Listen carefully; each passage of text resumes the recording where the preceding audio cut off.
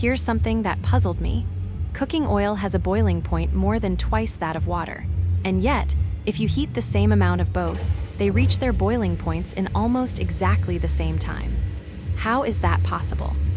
In the last video, we showed water being brought to a boil using nothing but sunlight, no flame, no electricity, no open air with bubbles forming right inside the water itself. Today's experiment is a different kind of spectacle. Oil boiling while completely surrounded by water, and what happens when water gets into boiling oil. Now, oil floats on water, so to keep them separate, we used an insulating ring. In the first clip, plain oil sits in a small open container made from an insulating ring and a wooden block. It comes to a boil surprisingly fast, lots of vigorous bubbling, the occasional sharp crack, and oil droplets flying through the air. As long as no water gets in, the boiling stays energetic but manageable. You can see this clearly in the footage. So why does high boiling point oil reach its boiling point in about the same time as water? Simple. Oil's specific heat capacity is only about half that of water, so it heats up more than twice as fast. Its boiling point is also a little more than twice as high. Those two factors basically cancel each other out, and the result is that both liquids take almost the same time to boil. In the next clip, the setup is the same, insulating ring, wooden block, but this time we mixed carbon black powder into the oil to form a stable suspension. The idea was that the oil-carbon mixture would boil more violently than plain oil. Watching it with the naked eye, though, you'd barely notice a difference. Any dramatic eruptions you see later are down to water getting into the boiling oil. We'll get to that in a moment. There were some differences, just not the ones we expected. There was a lot more oil smoke drifting above the surface, and the boiling was actually quieter, no sharp cracking sounds, no large bubbles forming, none of that distinctive noise you get when big pockets of vapor burst through. Instead, a fine haze of oil smoke drifted off in the breeze, while tiny particles tumbled around inside the oil. Not what we anticipated at all. So why add carbon black in the first place? Oil is thicker than water, which means carbon black mixes into it pretty well and stays suspended. When sunlight hits the oil, every single carbon particle acts as its own little photothermal converter. And as the oil boils and the particles get tossed around, spinning and moving randomly, their exposed surface area increases dramatically, which boosts the overall efficiency and helps the oil heat evenly from top to bottom. Higher efficiency should mean more vigorous boiling, right? So why did we get the opposite, quieter boiling, no big bubbles? Honestly, we're not sure yet. We'll need to run some quantitative experiments before we can give you a proper answer, so stay tuned for a future video. And here's where things get fun. A crack appeared in the insulating ring, probably from uneven heating, and water from outside started seeping into the boiling oil. At first, just the odd pop here and there.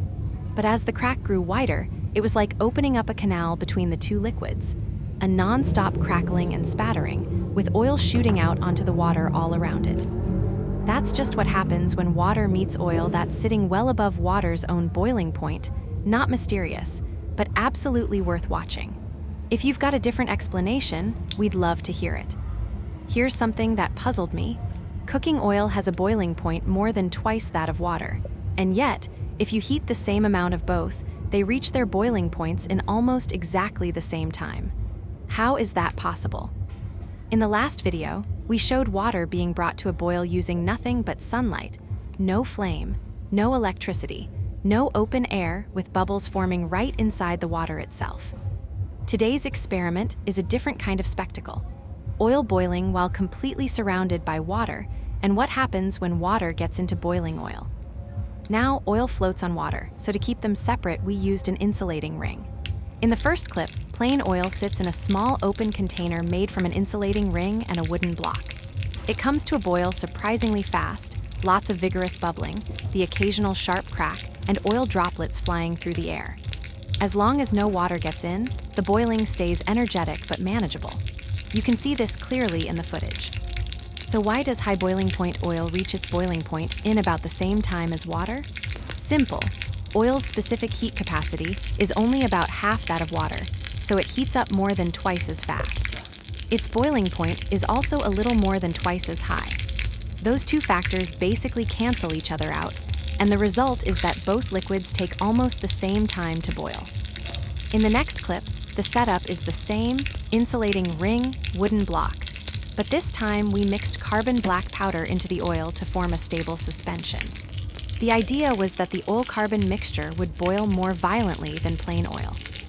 Watching it with the naked eye, though, you'd barely notice a difference. Any dramatic eruptions you see later are down to water getting into the boiling oil. We'll get to that in a moment. There were some differences, just not the ones we expected. There was a lot more oil smoke drifting above the surface, and the boiling was actually quieter. No sharp cracking sounds, no large bubbles forming, none of that distinctive noise you get when big pockets of vapor burst through. Instead, a fine haze of oil smoke drifted off in the breeze, while tiny particles tumbled around inside the oil. Not what we anticipated at all. So why add carbon black in the first place? Oil is thicker than water, which means carbon black mixes into it pretty well and stays suspended. When sunlight hits the oil, every single carbon particle acts as its own little photothermal converter. And as the oil boils and the particles get tossed around, spinning and moving randomly, their exposed surface area increases dramatically, which boosts the overall efficiency and helps the oil heat evenly from top to bottom. Higher efficiency should mean more vigorous boiling, right? So why did we get the opposite, quieter boiling, no big bubbles? Honestly, we're not sure yet. We'll need to run some quantitative experiments before we can give you a proper answer, so stay tuned for a future video. And here's where things get fun. A crack appeared in the insulating ring, probably from uneven heating, and water from outside started seeping into the boiling oil. At first, just the odd pop here and there. But as the crack grew wider, it was like opening up a canal between the two liquids. A non-stop crackling and spattering, with oil shooting out onto the water all around it. That's just what happens when water meets oil that's sitting well-high above water's own boiling point. Not mysterious, but absolutely worth watching. If you've got a different explanation, I'd love to hear it.